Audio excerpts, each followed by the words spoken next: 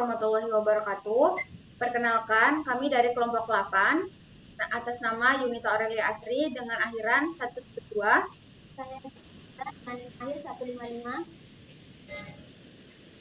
Saya Muhammad Nabil Akbar dengan NIM 150. Saya Devin Zafran Fazari dengan akhiran 172. Baik, di kesempatan ini kami akan mempresentasikan implementasi parallel forex rate prediction model menggunakan TensorFlow distribusi strategi dengan LSTM.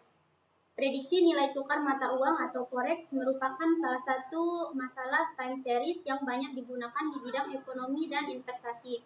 Namun proses pelatihan model deep learning biasanya membutuhkan waktu yang cukup lama, terutama jika menggunakan data histori yang besar. Karena itu, pada proyek ini kami memanfaatkan komputasi paralel menggunakan mikrostrategi agar proses pelatihannya menjadi lebih cepat. Implementasi proyek ini menggunakan Python di Google Colab yang sudah mendukung GPU. Library yang digunakan yaitu TensorFlow sebagai framework utama, kemudian NumPy untuk komputasi numerik, Pandas untuk mengolah data, Matplotlib untuk visualisasi, dan scikit-learn untuk proses processing. Dataset yang kami gunakan berasal dari Kaggle, yaitu data histori pasang mata uang Euro dan USD, dan USD dengan Yen. Dataset ini berisi informasi seperti harga pembukaan, harga tertinggi, harga penutupan, volume, dan timestamp. Kami menggunakan dua dataset agar dapat melihat apakah model memiliki performa yang konsisten pada data yang berbeda.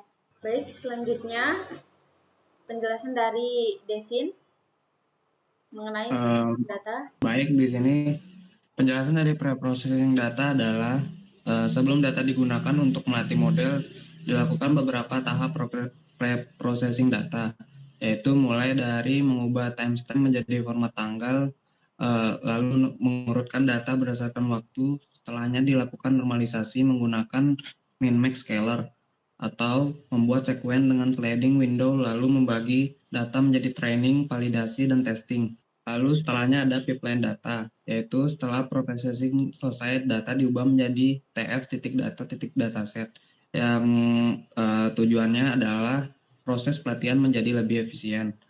Di sini digunakan batching untuk mengelompokkan data, caching agar data tidak diproses berulang, dan processing supaya GPU dapat bekerja lebih optimal. Lalu di slide ke-7, implementasi TensorFlow atau distributed strategi, yaitu di bagian ini merupakan inti dari proyek kami.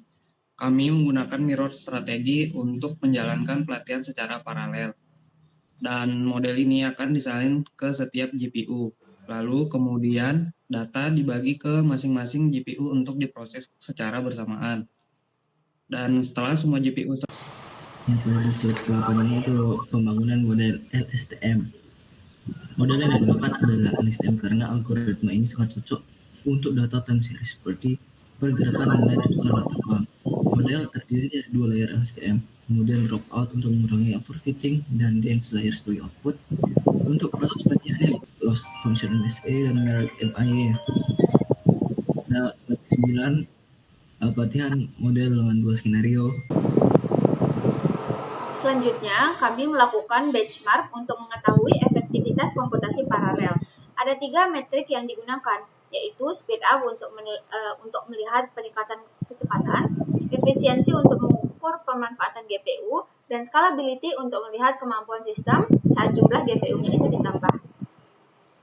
Kemudian, setelah berhasil diuji pada dataset Euro USD, model kemudian diuji kembali menggunakan dataset USD JPY. Tahapannya itu tetap sama, mulai dari processing, pelatihan menggunakan mikrostrategi, hingga evaluasi hasil. Tujuannya adalah untuk memastikan bahwa model tetap memberikan hasil yang baik pada dataset yang berbeda. Berdasarkan hasil implementasi, model LSTM berhasil dijalankan menggunakan TensorFlow distributed strategi. Pengguna mikrostrategi membuat proses pelatihan menjadi lebih cepat dibandingkan menggunakan satu GPU. Sementara kualitas prediksinya itu tetap baik. Jadi dapat kita simpulkan kalau komputasi paralel merupakan solusi yang efektif untuk meningkatkan efisiensi pelatihan model deep learning pada data time series seperti prediksi nilai tukar forex. Sekian presentasi dari kami. Kelompok 8, mohon maaf bila ada kekurangan. Wassalamualaikum warahmatullahi wabarakatuh.